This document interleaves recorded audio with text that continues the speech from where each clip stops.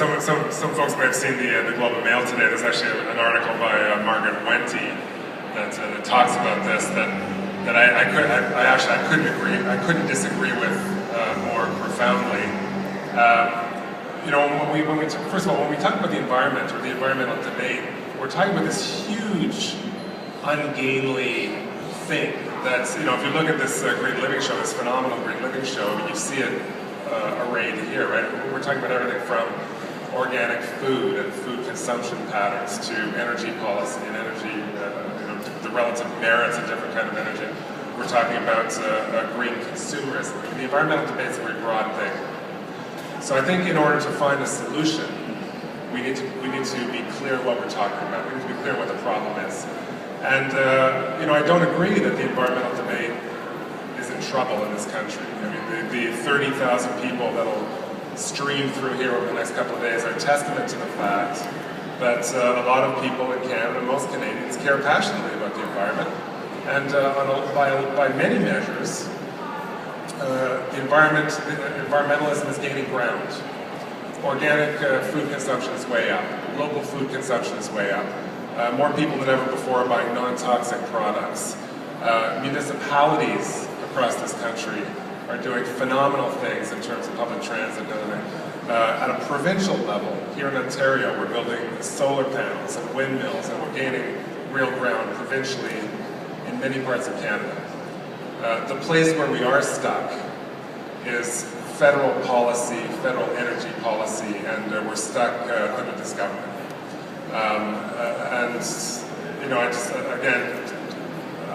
I don't think that what's in this budget has got the media attention it deserves.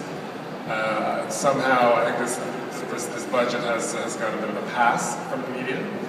And if you just go back to Matthew's comments about the fact that our federal government at the moment is putting all of its eggs, putting all of our eggs in resource extraction, in the resource extraction basket, that's a dangerous thing to do. I mean, where is the manufacturing?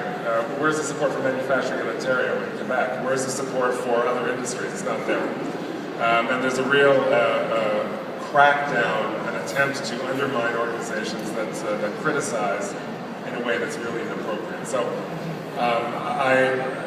the way that we've got here is that at a federal level, we haven't been able to put the pieces together to have a progressive energy policy. But in many other parts of this country, we're doing very well, and we need to acknowledge that. Okay. And by the way, as we get into this, if anyone wants to respond at the end, just let me know, and you know, you can talk. We can open it up. Toby, you guys work on promoting clean capitalism, and there's a big part of the corporate world in Canada and around the world who buy into the concept of clean capitalism. And in Canada, even some of the big resource companies, the one that has always struck me, Suncor, has come out in favor of carbon pricing. They've done things that you don't expect a big oil company to do. So the corporate sector, at least a chunk of it, seems to buy this. Why is it having such a hard time getting purchased with the federal government? An idea that even their own constituents in the resource industry already accept. Yeah, and I mean, it's an interesting point. There's been a lot of phenomenal work going on behind the scenes with Corporate Canada, particularly in the oil patch, some of it led by Sustainable Prosperity, around discussion of creating a carbon tax in Canada, which is now widely endorsed in private by the CEOs of the major oil companies in Canada.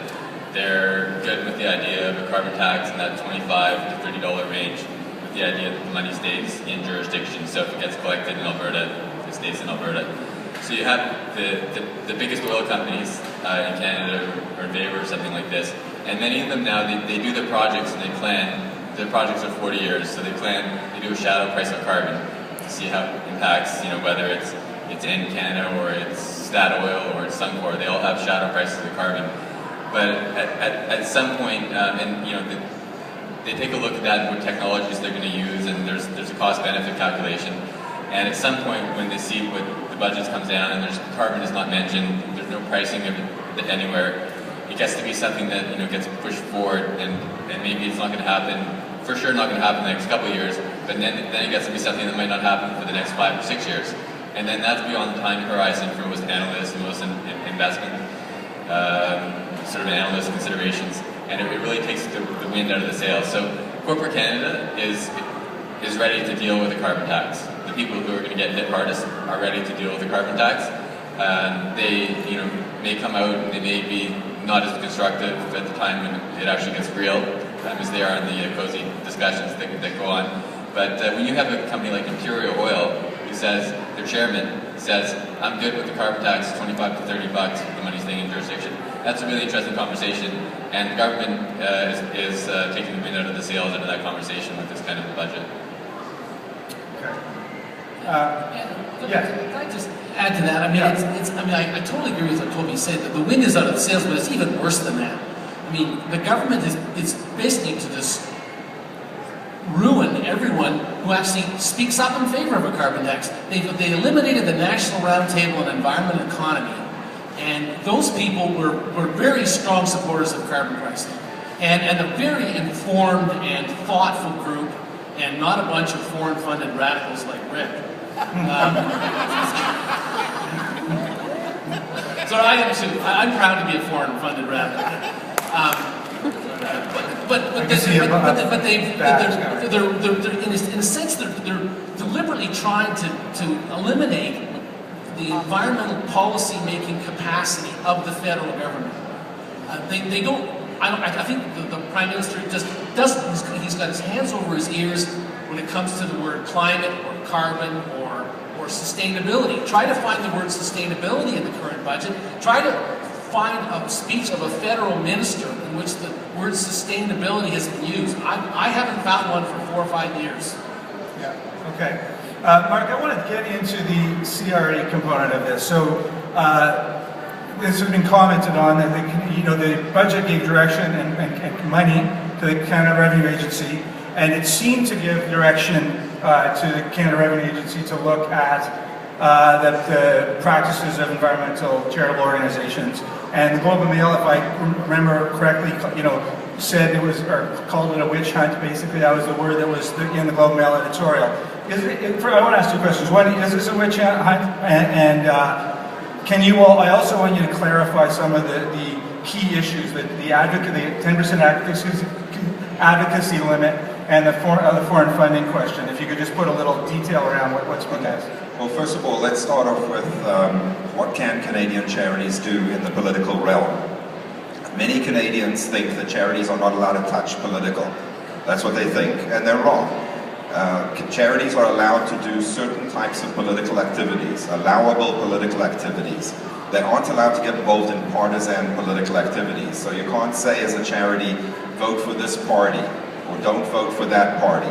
However, there are a lot of things in the political realm that charities can get involved with. The general rule is it has to be related to their objects, their legal objects. So if you're an environmental charity, you can deal with environmental issues. But if you're in a group that's dealing with something completely different, you shouldn't start getting involved in just general political matters. So it has to be related to your objects, and it also has to be capped at about 10% of resources, which includes time, effort, energy, money, all that sort of stuff, okay? And one can talk about, exactly where these lines fit, but that's the general rule. And for a charity that just wants to get into political, they can also average over the past 3 years. So if they haven't been involved in 1 year, they could end up spending 30% on political.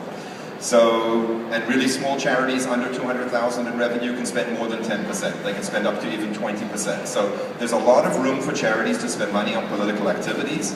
And if you look at the T3010, which is what the charities have to file every single year, 500 out of the 86,000 charities say that they do political activities. 500 out of 86,000, which is less than 1%. Now here's the thing. Imagine Canada, which is an organization that represents charities, did a survey. They sent out 3,200 questionnaires, and 1,600 of them came back.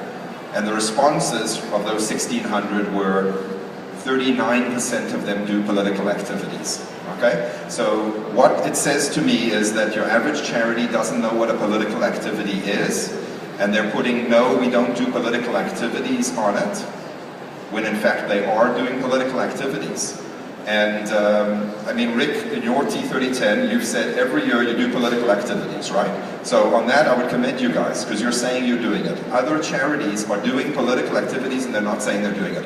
This is not to criticize environmental charities, because I think it's minor, the environmental issues of non-compliance in my mind compared to some of the other charities, because there's 40,000 churches, synagogues and mosques, many of whom are involved with political, saying they don't do political activities. In fact, some of them are doing partisan political activities, which is completely inappropriate, and in my mind, the CRA, just like with other areas of non-compliance, should tell those charities they shouldn't do that sort of work, okay? So there are a lot more charities that are doing political, they just don't even know that it is, and they don't know what the rules are and the bounds.